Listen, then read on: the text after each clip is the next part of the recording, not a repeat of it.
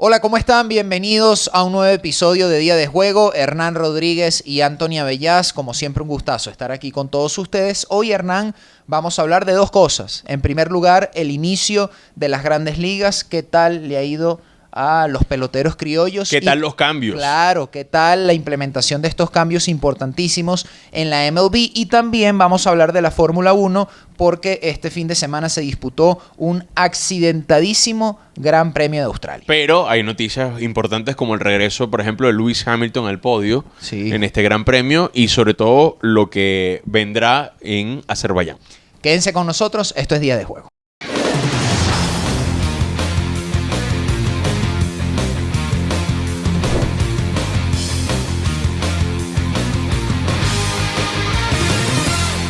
Bienvenidos a una nueva edición de Día de Juego, esta vez para hablar del béisbol y la Fórmula 1 en este mix de dos cosas que justamente arrancaron hace poco, ¿no? Porque Sí, señor. la temporada de la Fórmula 1 no lleva más de un mes y por el otro lado el béisbol de las Grandes Ligas que todavía no cumplimos la primera semana. Vamos a arrancar por el béisbol, ¿no? El béisbol que implementó una serie de cambios.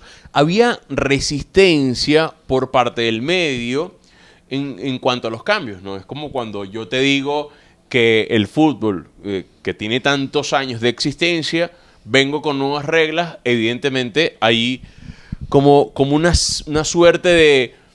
Sí, de rechazo al cambio, de resistencia. De resistencia, es el término correcto, de resistencia a lo que puede venir y sobre todo a la esencia, porque mucha gente se refiere al deporte como que tiene una esencia y a veces este tipo de modificaciones la gente siente que atenta contra la esencia del juego. Sí, lo que pasa es que yo creo que cuando, en este caso el deporte, tal vez emocionalmente te ha dado tanto o estás habituado a consumirlo, a conocerlo de una manera, te hace inconscientemente una persona conservadora en ese sentido. Entonces cuando vienen cambios un poquito más radicales, más liberales, si se quiere, en terminología política, en pro de esa propia disciplina, porque ya vamos a hablar de cuáles son los cambios y qué efecto han generado en estos primeros juegos de la MLB, igual no lo ven de esa manera a corto plazo. Sucedió con el videoarbitraje en el fútbol, que a día de hoy sigue generando mucho debate, e incluso con la cantidad de sustituciones. No sé si recuerdas que por el tema de la pandemia de 3 se pasó a 5, es un tema un poco más profundo. Se quedó, pero es más profundo y más complejo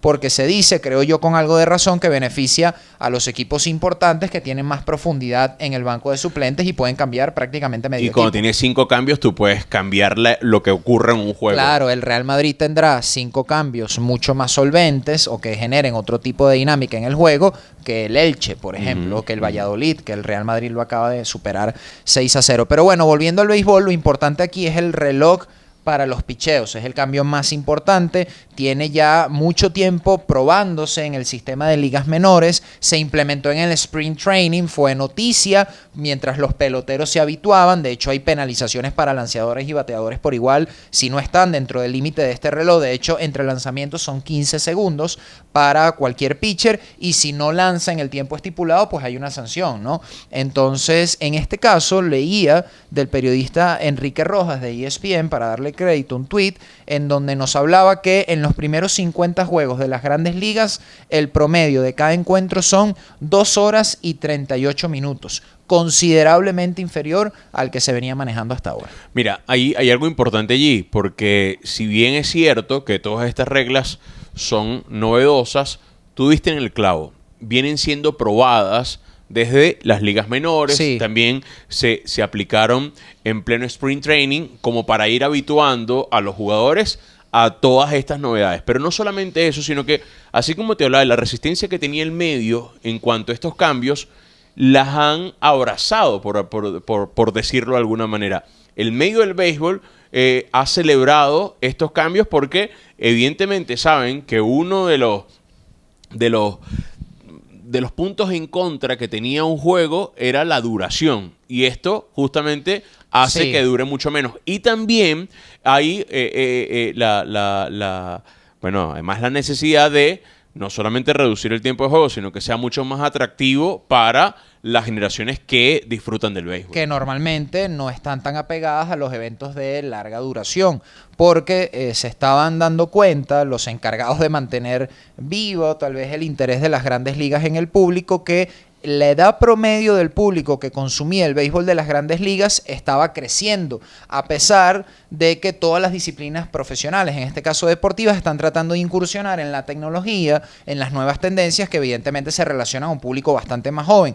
Y muy probablemente parte del diagnóstico fue, bueno, mira, los juegos son demasiado largos, entiendo o entendemos, diría el público joven, que esta es la tradición dentro del béisbol, pero a nosotros no nos funciona, nos aburre. Y en este caso redujeron considerablemente el tiempo con esto del reloj de los lanzadores y los bateadores a lo que les decimos, unas 2 horas 40 minutos en promedio. También está ya desde el año pasado la regla panamericana, ese corredor fantasma, como algunos le dicen coloquialmente, que aparece en segunda base a partir de los innings extra para evitar que los juegos se alarguen mucho hasta el inning 18, 17, como en algún momento llegamos a ver. Y los gerentes de equipos aplauden justamente la regla panamericana. ¿Por qué? Porque evitan un mayor desgaste de sus lanzadores. ¿No? Entonces, evidentemente, este recurso humano tú tienes que administrarlo de la mejor manera y la regla panamericana te permite eso. Ahora bien, también algo que por mucho rato estuvo en desuso, prácticamente en extinción, era el robo de bases.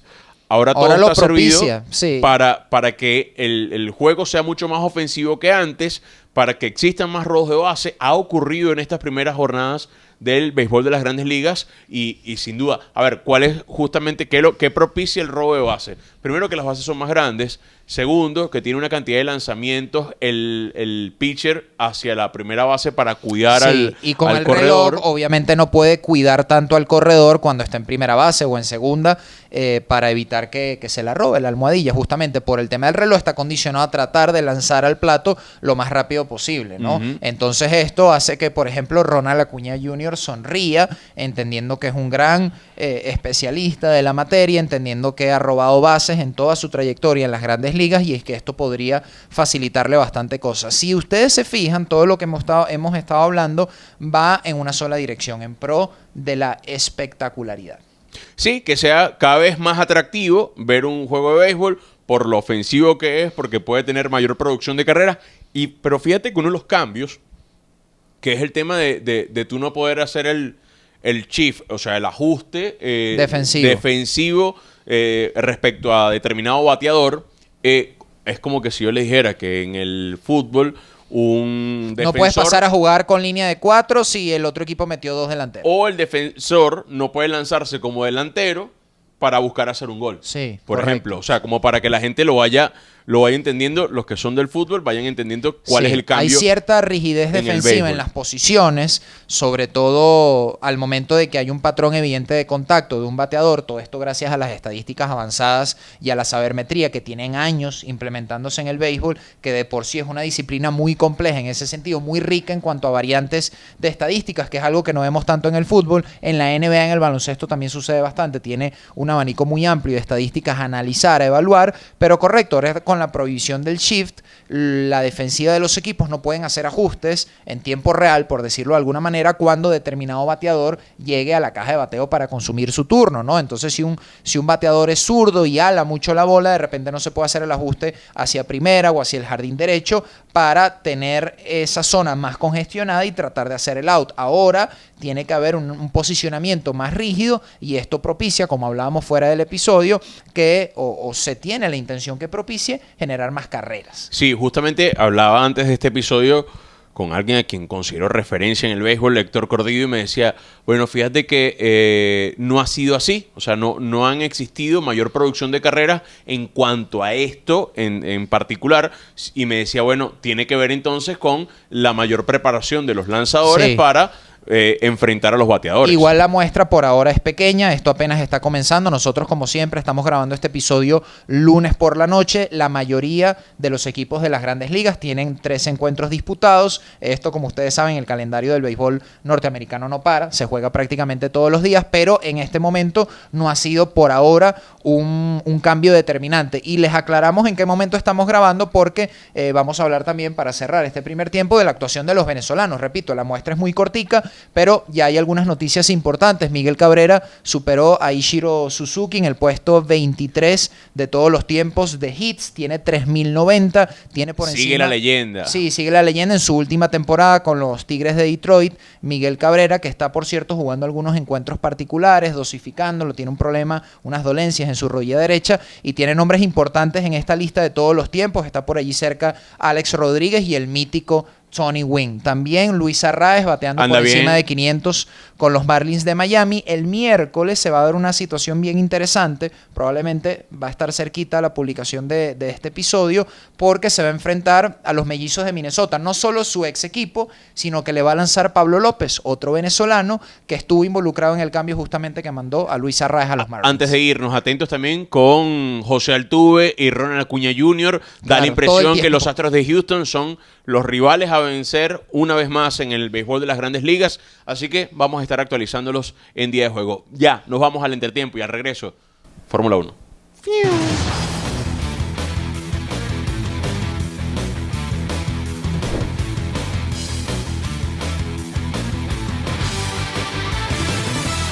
Estamos de vuelta con la segunda parte de Día de Juego. Hay que hablar de Fórmula 1. Como les decíamos, la temporada está al rojo vivo, apenas arrancando, muy polémica. Volvió a ganar Max Verstappen, eso sí, el Gran Premio de Australia. La carrera, en cuanto al horario venezolano, se disputó en la madrugada del sábado para el domingo.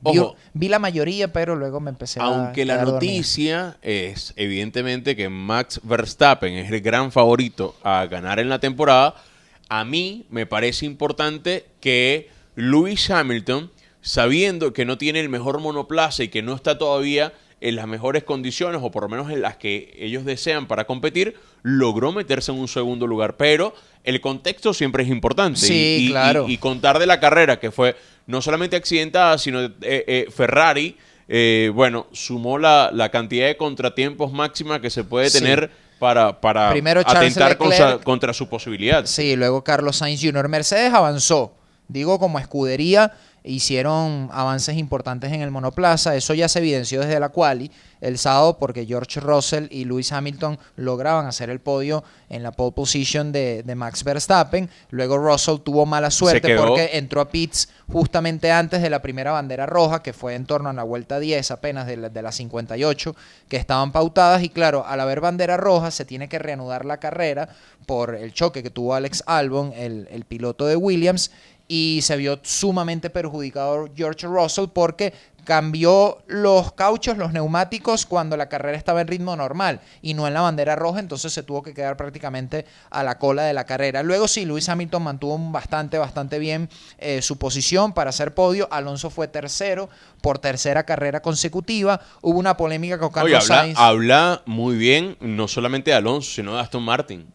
Fiabilidad absoluta. De hecho, Lance Stroll terminó cuarto, había sido quinto originalmente, pero lo que te contaba, Carlos Sainz, en torno a la vuelta 56 hubo otra bandera roja, se reanudó. Esa decisión fue muy criticada por parte de la fanaticada porque argumentaban que la FIA podía varios pilotos se pronunciaron. Sí, se pronunciaron, pero lo hicieron en pro de la espectacularidad, lo que hablábamos con el béisbol, ¿no? Pareciera que ahora el espectáculo, la audiencia es lo que termina imponiéndose incluso indirectamente. Tal vez la audiencia no tiene la potestad en tiempo real de pedir qué decisión se toma, por supuesto, hay un marco reglamentario, pero tratando de imaginar que sea algo atractivo. En el deporte aplique eso, va a cambiar todo.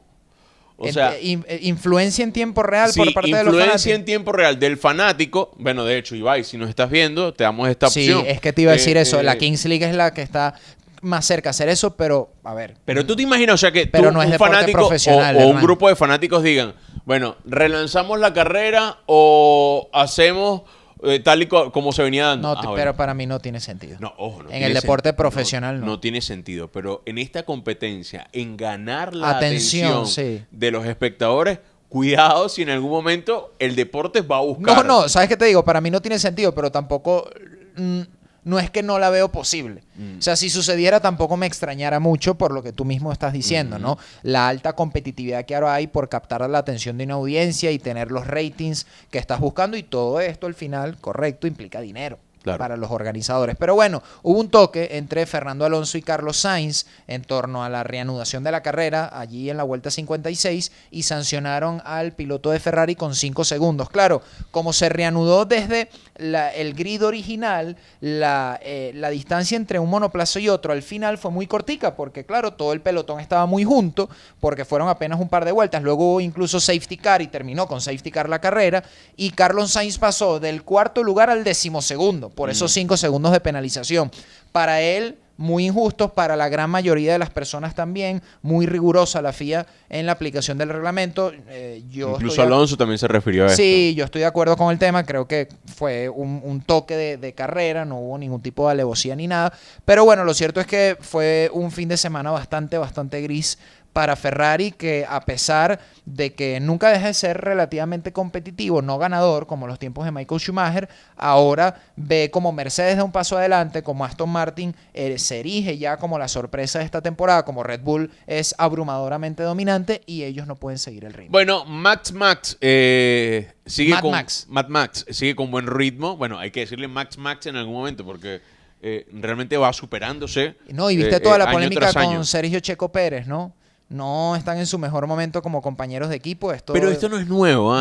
Esto ha pasado tanto entre compañeros de equipo que bueno. Pasó con el propio Lewis Hamilton y Alonso en McLaren. Si tú fueras director de un equipo, ¿qué prefieres tú? ¿Que compitan entre los dos pilotos o de una u otra manera tú decides, bueno muchachos, si las cosas son favorables en esta carrera a favor de uno, vamos a ir con ese? Sí. Yo creo que puede haber un punto medio. Por ejemplo, hay quienes argumentan que no exista la figura de piloto 1 y piloto 2, que estén en igualdad de condiciones para absolutamente todo. Yo era un poquito más de esa tesis y hace poco vi en Twitter un video de una cuenta de verdad desconocida que me apareció como por parte del algoritmo y decía, esta es la razón por la cual hay piloto 1 y piloto 2. Y era un clip de Fernando Alonso, por cierto, cuando estaba en Renault, cuando fue bicampeón del mundo, y Giancarlo Fisichella, un piloto italiano muy bueno además, y en el Gran Premio de Canadá le decían por radio a Fisichella, tienes la misma configuración del monoplaza que Fernando, y tienes la misma carga de combustible, y estás rodando 2 segundos más lento, vamos, espabila, le decían. Y explicaba el tuit por esto, por un tema de talento, de rendimiento, de uniformidad en cuanto a los tiempos, consistencia es la palabra que usan en la Fórmula 1, tienes que darle prioridad. El tema está como tú dices. El problema es cuando te mandan a ti a regularte sabiendo que tú puedes dar más. Correcto, ese es el punto medio del que te hablo. Si en una carrera Sergio Checo Pérez pues tiene todos los santos de frente, le está saliendo todo muy bien, oye, deja que gane su carrera, no tiene por qué dejar pasar al compañero. Eso aplica a menos que el campeonato esté en juego y sean las carreras finales. Porque, por ejemplo, hay circuitos que se le dan mejor a determinados pilotos sobre otros. Por sus características innatas. Pero bueno, entre ellos no hay el mejor ambiente, pero es tan superior el Red Bull que Sergio Checo Pérez tuvo un fin de semana para el olvido en cuanto a las prácticas libres y la clasificación y terminó escalando prácticamente a la 5ª posición. Terminó Sergio Checo Pérez a pesar de estar entre los últimos en la salida. No te habla del dominio de un monoplaza que está muy por encima del resto. Bueno, la gente evidentemente va a extrañar durante los próximos fines de semana la Fórmula 1 porque será hasta a finales de mes cuando se reanude la temporada con el Gran Premio de Azerbaiyán, donde por cierto además está el tema del sprint. Sí, está el tema del sprint, se está trabajando en una nueva regulación, aquí se toma en cuenta la opinión de los pilotos también, no solo de las escuderías, pero pareciera sí correcto que se va a probar el sprint, vamos a ver qué tal. Otra medida, y que lógico, porque ha sido la misma línea de todo el episodio sin buscarlo, en el béisbol y en este caso en la Fórmula 1 también, con varias decisiones apuntan en pro de la espectacularidad, no a veces de lo más coherente. No, y te voy a decir algo, hay una gran lección en todo esto. El hecho de ir aprobando progresivamente cada uno de estos cambios va poniendo el piso o las bases para otras modificaciones que seguramente ya se están estudiando. O sentando precedentes. En el béisbol lo están haciendo. Haciendo la transición un poquito más armónica y disimulada. Ojo, quizás en la Fórmula 1 ha sido uno de los más... ha sido uno de los deportes con menor temor a equivocarse con los cambios. O sea, han sido realmente como más aventureros en el tema de los cambios. No quiere decir irresponsables. Ojo, una cosa no se confunda con la otra, ¿no? Pero siento que les ha costado menos hacer los cambios que al béisbol. La normativa de Fórmula 1 en su esencia, al menos para mí, no ha cambiado en demasía, pero sí la manera de darle exposición ante la opinión pública, ¿no? Lo del Drive to Survive, que lo hemos mencionado varias veces acá, y bueno, tratan de que la experiencia del fanático sea un poquito más cercana a los pilotos desde muchos puntos de vista. Miren, queremos agradecerles por la receptividad que hemos tenido en nuestra cuenta de Instagram, @eldiadejuego, los comentarios que han dejado en cada episodio. Suscríbanse, si ven también la posibilidad de compartirlo con alguien más, háganlo, se lo agradecemos. Así que seguimos en esto porque creemos muchísimo en el proyecto de Día de Juego y queremos brindarle algo distinto, algo que particularmente a nosotros nos gusta. Sí, y fuera de los medios tradicionales, que nos dé la oportunidad de hablar de lo que nos gusta, como nos gusta, sin ningún tipo de filtro y ningún tipo de rigidez, ¿no? Así que gracias a todos, sí, estoy de acuerdo, los episodios de La Vinotinto y de Fernando Batista han tenido muy buena receptividad, gracias por eso. Queremos leer sus comentarios sobre propuestas de temas que les gustaría ver o escuchar aquí en Día de Juego, y seguimos trabajando para todos ustedes, así que ya saben, le dan me gusta, se suscriban al canal, muy importante, y comparten el video para que más gente lo vea. Gracias a todos, chao chao.